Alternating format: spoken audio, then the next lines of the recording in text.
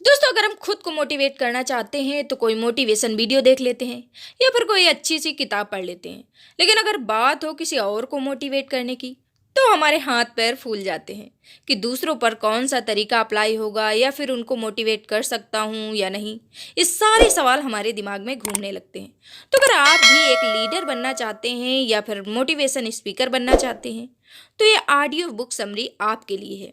नमस्कार दोस्तों, मैं हूं वर्षा और आपके लिए फिर से लेकर हाजिर हूं एक नॉलेज से भरपूर ऑडियो बुक समरी, जिसका नाम है 100 वेज टू मोटिवेट अदर्स, जिसे लिखा है स्टीव चैंडलर ने। तो इस ऑडियो बुक समरी की बात की जाए तो अगर आप भी नए नए मोटिवेशन स्पीकर बने हैं या फिर नए नए लीडर बने हैं और आपकी समझ में नहीं आ रहा है कि अपने अंडर काम करने वालों को कैसे मोटिवेट करें और एक अच्छे मैनेजर की खूबी क्या होती है, दूसरों को सेल्फ डिसिप्लिन और रिस्पॉन्सिबिलिटी कैसे सिखाई जा सकती है, अगर आप एक मैनेजर हैं तो कैसे अपनी टीम को सहयोग करेंगे, मोटिवेट करेंगे, एकता को बढ़ावा देंगे, क्या आप जानना चाहते हैं इन सारे सवालों के जवाब? तो चलिए बिना देर करते हुए शुरू करते हैं ये ऑडियो बुक समरी। तो एक बार एक मैनेजर स्टीव चैंडलर के सेमिनार में कुछ जल्दी ही आ गया था। उसने हरे रंग की पोलो शर्ट और सफेद ट्राउजर पहने था। उसे देखकर ऐसा लगता था कि वो गोल्फ खेलने जा रहा है। मैनेजर जल्दी से स्टीव के पास पहुंचा और बोला, देखिए, इस सेमिनार की जरूरत नहीं है और मैं अटेंड करने वाला नहीं हूँ। इस पर स्टीव ने उससे कहा, कोई बात नहीं, लेकिन आप ये बताने के लिए कुछ जल्दी ही आ गए। कोई बात तो है जो आप जानना चाहते हैं? वेल, हाँ, बात तो है, मैनेजर बोला। मैं बस ये जानना चाहता हूँ कि अपने सेल्स टीम को इम्प्रूव कैसे करूँ। तो बताइए, कैसे अपनी टीम को मैनेज करूँ? आप बस यही जानने आए हैं? स्टीव ने पूछा। हाँ, बस यही जानना था, उसने जवाब दिया। वेल, अभी काफ़ी वक्त है, आप आराम से गोल्फ खेलने जा सकते हैं। मैनेजर गौर से स्टीव की बात सुनता रहा। वो इंतजार कर रहा था कि स्टीव उसे टीम मैनेजमेंट पर कुछ टिप्स वगैरह देंगे। लेकिन जब स्टीव ने कहा कि तुम नहीं कर सकते, तो वो हैरानी से बोला, क्या? स्टीव ने बात जारी रखते हुए कहा, जी हाँ, आप किसी को मैनेज नहीं कर सकते और अब आप जा सकते हैं। ये आप क्या बोल रहे हैं? मैनेजर बोला, मुझे लगा ये सेमिनार लोगों को मोटिवेट करने के लिए रखी गई है, लेकिन आप तो मुझे डीमोटिवेट कर रहे हैं। स्टीव बोले, जो चीज़ हम मैनेजर्स को सिखाते हैं वो ये है कि अपनी टीम को आप डायरेक्टली कंट्रोल नहीं कर सकते। आपकी टीम को मोटिवेशन आपसे नहीं बल्कि खुद उनके अंदर से मिलेगी। हम मैनेजर्स को सिखाते हैं कि उन्हें अपनी टीम को मोटिवेट होने के मौके देने हैं। ये एक सीक्रेट है जिसके बारे में हम इस सेमिनार में बात करने जा रहे हैं। मैनेजर ने बड़े ध्यान से ये सारी बातें सुनी और वो जाकर फ्रंट रो में बैठ गया और पूरा सेमिनार अटेंड किया।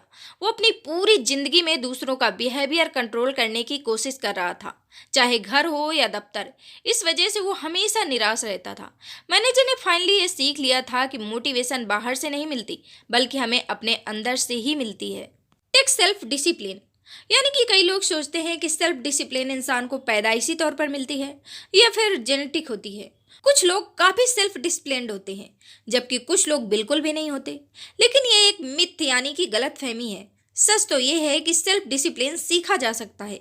हम रोज इसकी प्रैक्टिस करके इसे डेवलप कर सकते हैं। सेल्फ डिसिप्लिन कोई नई लैंग्वेज सीखने जैसा है, यानी कि जितना आप प्रैक्टिस करोगे उतना ही बेटर रिजल्ट मिलेगा। तो मान लीजिए आपको स्पेन जाना पड़ा और वहाँ आपको 1 साल के लिए फील्ड वर्क का काम मिला है, तो जाहिर सी बात है आपको लोकल लोगों से बात करने के कई मौके भी मिलेंगे और जितना आप स्पेनिश बोलोगे ना, उतनी ही इस लैंग्वेज पर आपकी पकड़ मजबूत होगी। आप चाहें तो इंग्लिश टू स्पेनिश डिक्शनरी साथ रख सकते हैं। साथ ही आपको ज़्यादा से ज़्यादा फ्रेजेज यूज करने चाहिए। आप लोगों से डायरेक्शन पूछ पूछ कर शहर में घूम सकते हैं। तो देखा आपने, कोई न्यू लैंग्वेज सीखने के लिए पैदाइशी स्पेशल लैंग्वेज स्किल का होना जरूरी नहीं है। ठीक यही चीज़ सेल्फ डिसिप्लिन के साथ भी है। आप खुद को ट्रेन कर सकते हैं। रोजाना अपनी लाइफ में सेल्फ डिसिप्लिन की प्रैक्टिस कीजिए, फिर धीरे धीरे ये आपकी हैबिट में शुमार हो जाएगा। एक सेल्स मैनेजर ये नहीं कह सकता कि जॉन एक टॉप सेल्समैन बन सकता था, पर उसमें सेल्फ डिसिप्लिन की कमी है। लेकिन ये सच नहीं है। सेल्फ डिसिप्लिन डेवलप की जा सकती है। इसलिए अपने टीम मेंबर्स को एनकरेज करें कि वो अपने अंदर एक सेल्फ डिसिप्लिन लेकर आए। अपने टीम मेंबर्स को बताएं कि उनमें वो सारी खूबियां हैं जो उन्हें सक्सेसफुल बना सकती हैं। अपनी टेंशन्स, इनसिक्योरिटीज से बाहर निकलें और बहाने बनाने की आदत छोड़ दें। एक अच्छा मैनेजर वही है जो मानता है कि अगर उसकी टीम के अंदर सेल्फ डिसिप्लिन है तभी उन्हें सक्सेस मिल सकती है। इसलिए सेल्फ डिसिप्लिन की प्रैक्टिस करना जरूरी है, जैसे हम नई लैंग्वेज सीखते वक्त करते हैं। चलिए इसी लर्निंग के साथ आगे बढ़ते हैं और देखते हैं अगला chapter, tune in before U turn on. अगर आप चाहते हैं कि लोग आपकी बात सुने तो पहले आपको दूसरों की बात सुनने की आदत डालनी होगी। यानी दूसरे शब्दों में कहें तो अगर आप अपनी टीम की बात नहीं सुनेंगे तो वो भी आपकी बात नहीं सुनना चाहेंगे। उन्हें एहसास दिलाइए कि आप एक ही वेवलेंथ में हैं और उनकी फीलिंग्स समझते हैं। एक बार स्टीव के पास एक कंपनी के सीईओ अपनी प्रॉब्लम लेकर आए। उनका नाम था लॉस और वो फाइनेंशियल सर्विस बिजनेस में था। लॉस के अंडर में 4 औरतें बड़े अकाउंट टीम में काम कर रही थी, लेकिन समस्या ये थी कि वो औरतें लॉस पर भरोसा ही नहीं करती थी। वो औरतें मीटिंग अटेंड करने से कतराती थी क्योंकि लॉस हमेशा उनकी गलतियों को पॉइंट आउट करते थे। लॉस ने स्टीव से पूछा कि इस कम्युनिकेशन प्रॉब्लम को सॉल्व करने का क्या तरीका है। स्टीव ने कहा, उन सब से 1 to 1 बात करो, सबके साथ 1-1 घंटे की मीटिंग रखो। लेकिन मैं उनसे कहूँगा क्या? सीईओ ने पूछा। कुछ नहीं, सिर्फ उनकी बात सुनो, स्टीव बोले। और मेरा एजेंडा क्या होगा? स्टीव ने कहा, कोई एजेंडा नहीं है, उनसे सिर्फ ये सवाल पूछना, आपकी लाइफ कैसी चल रही है? इस कंपनी में काम करके आपको कैसा लग रहा है? आप क्या बदलाव चाहती हैं? और फिर? लॉस बोला, कुछ नहीं, बस सुनते रहना। स्टीव बोले। इस मीटिंग के बाद हालात में जो बदलाव आया उससे लॉस अब कोई अजनबी नहीं रह गया था जो सिर्फ ऑर्डर देता है, बल्कि अपनी टीम के लिए एक दोस्त जैसा बन गया था।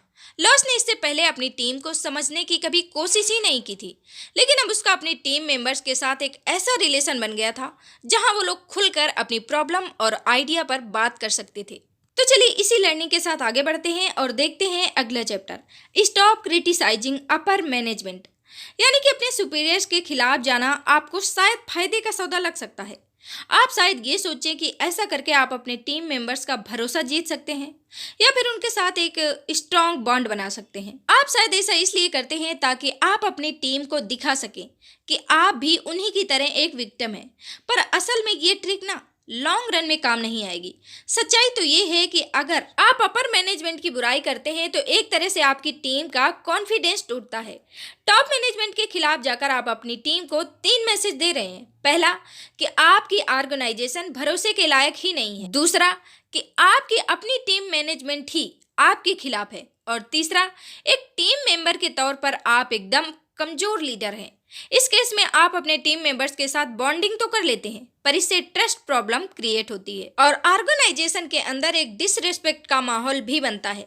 आप शायद अपनी आंखें नचाते हुए कुछ इस तरह के कमेंट देते होंगे, मुझे समझ नहीं आ रहा ये लोग ऐसा क्यों कर रहे हैं, ये लोग आपकी प्रॉब्लम कभी समझ ही नहीं पाएंगे। और आप बार बार अपर मैनेजमेंट के लिए ये लोग वर्ड यूज करते हैं, यानी ये शो करते हैं कि एक टीम मैनेजर के तौर पर आप और आपकी टीम विक्टिम है और अपर मैनेजमेंट के अत्याचारों का शिकार बना है।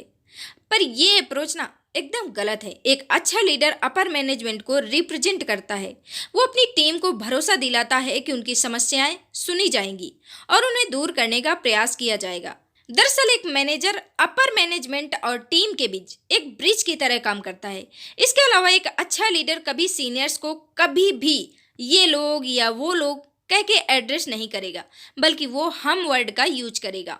हम वर्ड का मतलब है कोलैबोरेशन और यूनिटी। इसमें अपर मैनेजमेंट और बाकी टीम भी शामिल है। खुद को हम कहकर बोलने से आप टीम के अंदर एक कॉन्फिडेंस और ट्रस्ट की फीलिंग को मजबूत करते हैं और साथ ही टीम को एहसास दिलाते हैं कि वो ऑर्गेनाइजेशन एक बेहद इम्पॉर्टेंट पार्ट है जिसके बिना कंपनी का काम नहीं चल सकता। आप इन टिप्स को अप्लाई करके देखिए, आपके टीम मेंबर्स अपने काम में और ज़्यादा मोटिवेटेड और लॉयल बनेंगे। तो चलिए इस बढ़िया सी लर्निंग के साथ आगे बढ़ते हैं। Do the one thing. एक काम करने का मतलब है एक वक्त में उसी काम पर फोकस करो जो आपके सामने है, चाहे आपको कितने ही प्रोजेक्ट्स क्यों ना मिले हों।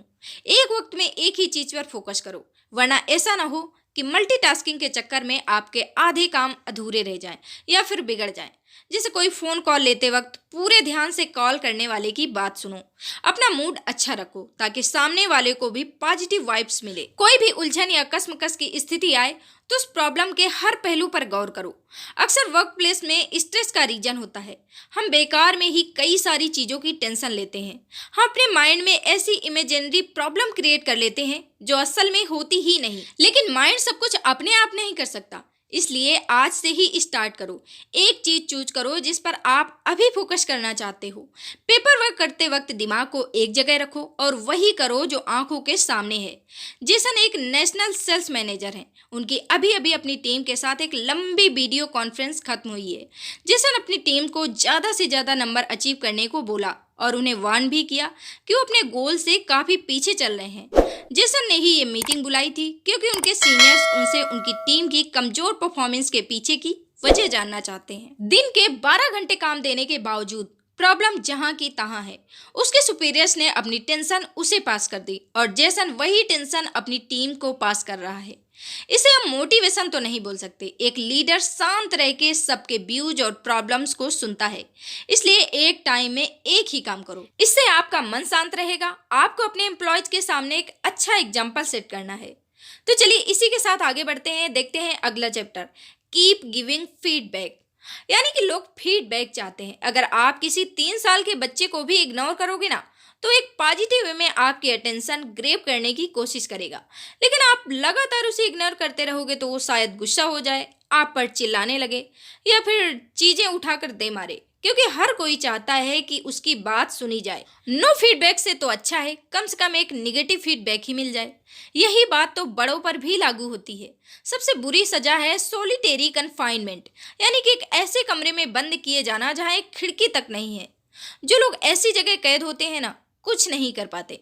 फिर ऐसी सिचुएशन से बचने के लिए वो अपने व्यवहार में सुधार लाते हैं, अच्छा बर्ताव करने की कोशिश करते हैं। अगर किसी को एकदम अंधेरी कोठरी में बंद किया जाए तो थोड़ी देर बाद दिमाग कल्पनाएं करने लगता है। उसे कई तरह के वहम होने लगते हैं। उसके मन में बैठे डर कई रूपों में उसके सामने आने लगते हैं। हालांकि ये सच नहीं होता, पर इंसान का दिमाग उसे बुरे से बुरा सोचने पर मजबूर कर देता है। उसका माइंड खुद ही फीडबैक क्रिएट कर रहा होता है और कई बार एब्सेंस ऑफ फीडबैक इंसान को पागल कर सकता है। मान लो कोई कपल है जो शाम की पार्टी में जाने के लिए तैयार हो रहा है। वाइफ तैयार होकर हस्बैंड से पूछती है, ये ड्रेस मुझ पर कैसी लग रही है? और हस्बैंड जवाब में कहता है, अच्छी है, चलो चलते हैं।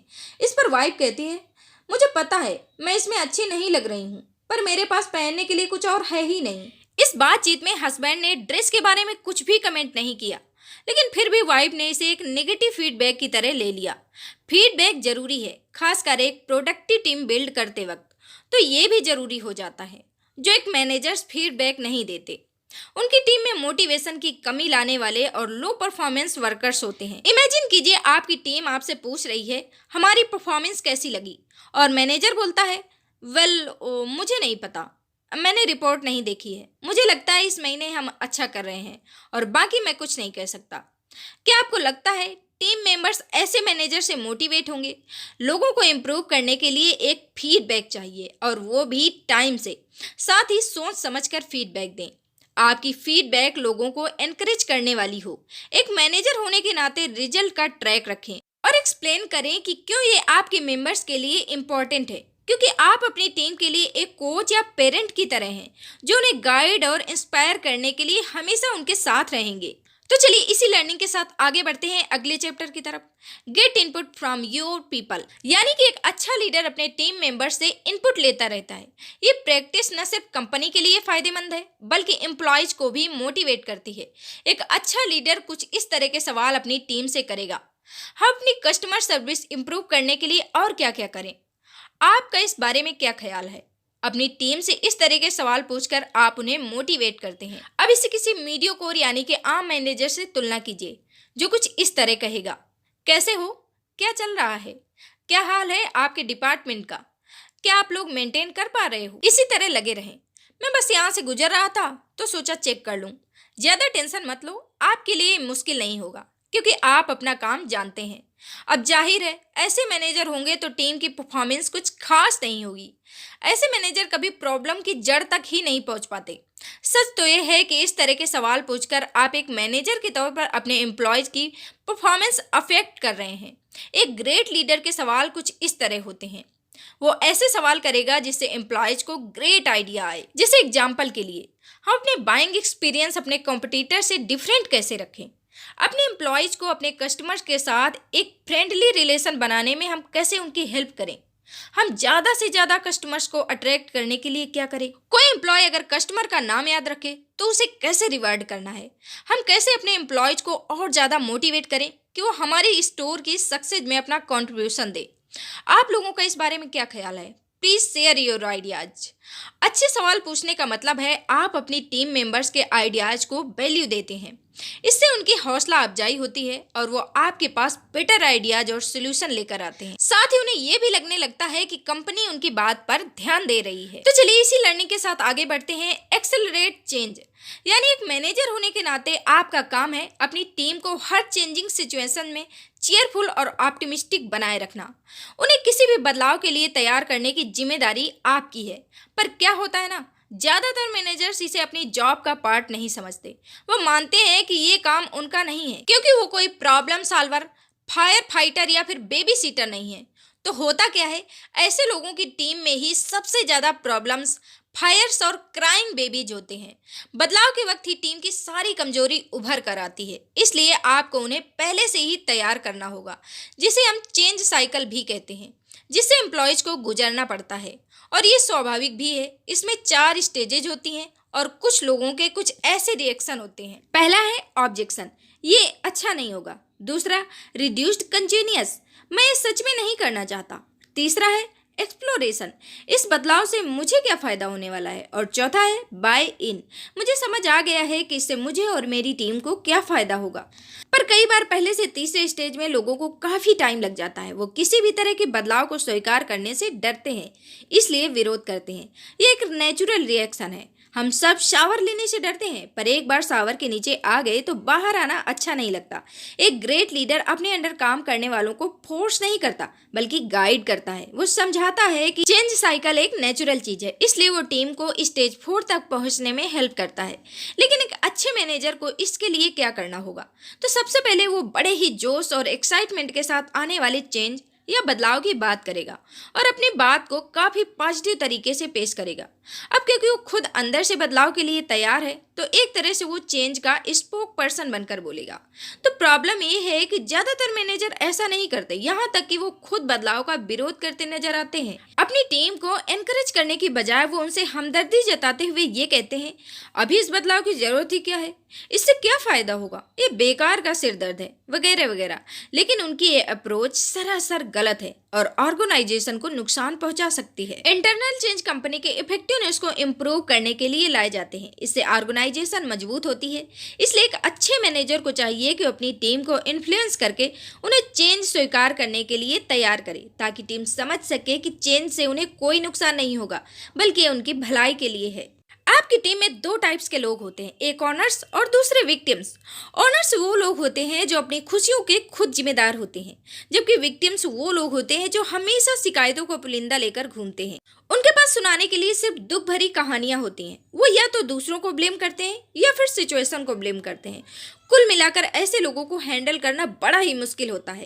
एक सेमिनार में स्टीव एक सीईओ से मिले जिसका नाम था मार्कस। वो उनके पास एक एडवाइस लेने आया था। तो मार्कस ने उन्हें बताया कि मेरी टीम में सारे विक्टिम हैं, मैं उन्हें कैसे हैंडल करूं और उनकी विक्टिम टेंडेंसी से उन्हें कैसे बताऊं। इस पर स्टीव ने उनसे कहा, कुछ और ट्राई कीजिए। जब वो विक्टिम कार्ड ना खेल रहे हों, उस वक्त आप उनके सामने बेहद खुश रहें। उन्हें इशारों में समझाएं कि जब वो शिकायत करने के बजाय खुद ही प्रॉब्लम का सलूशन ढूंढ लेते हैं, तो आपको कितनी खुशी होती है। उनके ऑनरशिप प्रश्न पॉइंट आउट कीजिए। जब वो रिस्पॉन्सिबल और प्रोएक्टिव बनते हैं, तो उनकी तारीफ कीजिए। इस पर मार्कस ने कहा, वैसे मेरी टीम में ऑनर्स भी हैं, तो मैं उन्हें अलग तरीके से कैसे ट्रीट करूं? तो स्टीव ने कहा, अपनी टीम के ऑनर्स के साथ आपको किसी टेक्निक की जरूरत नहीं है, बस उन्हें अप्रिशिएट करते रहिए। लेकिन विक्टिम के साथ आपको काफी सब्र से काम लेना होगा। बेशक आप उनकी फीलिंग्स को समझते हैं, पर उन्हें हमेशा एक विक्टिम की तरह बिहेव करने से रोकें। उन्हें उनकी पोटेंशियल याद दिलाएं और चीजों को दूसरे पॉइंट ऑफ व्यू से देखने के लिए एनकरेज करें। क्या मैं आपको इनवाइट कर सकता हूँ कि आप आकर मेरी टीम के लिए ऑनरशिप पर एक सेमिनार रखें? मार्कस ने कहा, एक मैनेजर के तौर पर एंड ऑफ द डे आपको अपनी टीम को हर रोज गाइड करना पड़ेगा। ऐसा कोई जिक या फार्मूला नहीं है जो विक्टिम को ऑनर्स में बदल दे। सिर्फ वही लोग सक्सेसफुल मैनेजर बनते हैं जो अपनी टीम को एक रिस्पॉन्सिबल और मोटिवेटेड लोगों की टीम बनाने के लिए कमिटेड होते हैं। जबकि जो लीडर्स अपनी टीम के साथ मेहनत नहीं करना चाहते, पूरी तरह से फेल होते हैं। ऐसी 3 चीजें हैं जो आप अपनी टीम में ऑनरशिप एनकरेज करने के लिए कर सकते हैं। तो पहला है रिवार्ड। जब आप अपनी टीम में किसी को ऑनरशिप लेते देखें तो उन्हें इनाम दें। दूसरा है खुद एक ऑनर बने। और तीसरा है अपनी टीम की परफॉर्मेंस और मोरल जिम्मेदारी अपने कंधों पर लें। सभी ग्रेट लीडर्स में एक कॉमन हैबिट होती है, वो दूसरे मैनेजर्स के मुकाबले सच्चाई जल्दी बता देते हैं। ट्रेनिंग सेशन के दौरान अक्सर लोग स्टीव को अपने लिमिटेशन के बारे में बताया करते थे। वो ध्यान से उनकी बातें सुनते और उन्हें रियलाइज कराने की कोशिश करते कि उनके असल में कोई लिमिटेशन है ही नहीं। पर लोगों को यकीन नहीं आता था। उन्हें लगता था कि उनके अंदर कुछ लिमिटेशन है जो उनकी पोटेंशियल को रोक रही है। एक दिन स्टीव एक सेल्स पर्सन के साथ one on one coaching session में थे। सेल्समैन अपनी लिमिटेशन के बारे में बता रहा था कि तभी स्टीव ने उसे बीच में टोका। तुम्हें पता है, तुम मुझसे साफ झूठ बोल रहे हो। क्या? सेल्समैन को कुछ समझ नहीं आया कि स्टीव कहना क्या चाहते हैं। स्टीव ने उसे समझाया, तुम सरासर झूठ बोल रहे हो। ये मत बोलो कि तुम कुछ कर नहीं सकते, क्योंकि तुम बहुत कुछ कर सकते हो। तो इस सच को तुम जितनी जल्दी एक्सेप्ट करोगे उतनी जल्दी तुम्हें सफलता मिलेगी। सेल्समैन हैरानी से स्टीव का मुंह देखता रह गया। बात कड़वी थी मगर सच थी। स्टीव लोगों की लिमिटेशन वाली कहानी सुन सुनकर पक गए थे, जबकि ये एकदम झूठ था। स्टीव कहते हैं लिमिटेशन नाम की कोई चीज नहीं होती। स्टीव को लगा सेल्समैन शायद बुरा मान गया है कि स्टीव ने उसे झूठा बोला, लेकिन सेल्समैन ने जरा भी बुरा नहीं माना, बल्कि वो मुस्कुराता हुआ वापस अपनी कुर्सी पर जाकर बैठ गया और बोला, आपको पता है स्टीव, आपकी बात एकदम सही है। वाकई? स्टीव बोले, हाँ, आपकी बात सही है। मैं चाहूं तो बहुत कुछ कर सकता हूँ। तो देखा आपने, आप भी शायद अपने ऑफिस या बिजनेस में रोज यही झूठ सुनते होंगे। इसका एक और वर्जन है, मैं मजबूर हूँ और कमजोर हूँ, मैं कर ही क्या सकता हूँ। अब अगर कोई सेल्समैन खुद से रोज सुबह उठकर ये कहे, अगर मैं खुद को ही कोच करूँ तो मैं खुद को क्या एडवाइस देता, मेरे किस एक्शन से मुझे सबसे ज्यादा फायदा पहुंचेगा, अगर मैं अपने कस्टमर की जगह होता तो मेरी खुद से क्या एक्सपेक्टेशन होती। तो इसका जवाब है गिव, यानी कि दीजिए। एक मोस्ट सक्सेसफुल सेल्स पर्सन, बल्कि एक मोस्ट सक्सेसफुल इंसान वही होता है जो एक ग्रेट गिवर है, जो सिर्फ देना और देना जानता है, जिसके लिए क्लाइंट्स नीड ही सबसे बढ़कर है। वही एक सक्सेसफुल सेल्स पर्सन बन सकता है। लेकिन देने के लिए हमारे पास क्या है? कुछ भी हो सकता है। कोई helpful information, sincere acknowledgement, cheerful friendly मुलाकात, या फिर किसी को सर्विस ऑफर करना, यानी वो हर चीज जिससे किसी का भला हो। एक बार फिर हम याद दिला दें कि कभी ये मत बोलिए कि आप कुछ नहीं कर सकते, क्योंकि आपके पास देने के लिए बहुत कुछ है। So let us now come to the end of the summary. तो चलिए अब कंक्लूजन की बात कर लेते हैं। तो हमने इस ऑडियो बुक समरी में दूसरों को मोटिवेट करने के जो 10 मेथड सीखे हैं, उन्हें एक बार फिर से दोहरा लेते हैं, ये जानने के लिए कि हमें ये मोटिवेशन कैसे मिलती है। नंबर 1, सेल्फ डिसिप्लिन की प्रैक्टिस करो। नंबर 2, अपने टीम मेंबर्स और अपने अंडर काम करने वालों को ध्यान से सुनो। नंबर 3, हायर मैनेजमेंट को कभी क्रिटिसाइज मत करो। नंबर 4, जो टास्क सामने है पहले सिर्फ उस पर ध्यान दो। नंबर 5, दूसरों को एनकरेज करने के लिए तुरंत फीडबैक दें। नंबर 6, अपने अंडर काम करने वाले लोगों का इनपुट लें। नंबर 7, अगर बदलाव की जरूरत लगे तो बदलाव लेकर आए। नंबर 8, विक्टिम को ऑनर में बदल दो। नंबर 9, बड़ा दिल रखो। एक अच्छा मैनेजर बनने के लिए एक और टिप है, हमेशा खुद से पहल करें। तो जैसा कि गांधी जी ने कहा था, you can not change people, you must be the change you want see in people. यानी कि जो बदलाव आप दूसरों में देखना चाहते हो, वो बदलाव पहले खुद में लेकर आओ। अगर आप चाहते हैं कि आपकी टीम के अंदर पॉजिटिविटी बनी रहे, तो उससे पहले आपको पॉजिटिव बनना होगा। अगर आप उन्हें प्रॉपर फॉर्मल ड्रेस में देखना चाहते हैं, तो पहले खुद फॉर्मल ड्रेस पहनना शुरू करें। अगर आप अपने स्टाफ को पंक्चुअल देखना चाहते हो, तो खुद टाइम पर ऑफिस आने की आदत डालें। आपको दूसरों को मोटिवेट करना है तो इंस्पायरिंग बनना होगा, क्योंकि लोग टोके जाने से ज्यादा इंस्पायर होना पसंद करते हैं। लीड बाय एग्जाम्पल, यानी आप जो दूसरों से चाहते हैं वो खुद पे अप्लाई करो और बेहतर से बेहतरीन बनने की कोशिश करो। तो दोस्तों, ये ऑडियो बुक समरी आपको कैसी लगी कमेंट करके जरूर बताइएगा, और बहुत जल्द मिलती हूँ आपसे एक नॉलेज से भरपूर ऑडियो बुक समरी लेकर। तब तक के लिए आप हंसते रहें, मुस्कुराते रहें और ढेर सारा अपना ख्याल रखें। और हाँ, रोज कुछ नया सीखते रहें, क्योंकि सीखेंगे तभी तो जीतेंगे। So bye, thank you so much.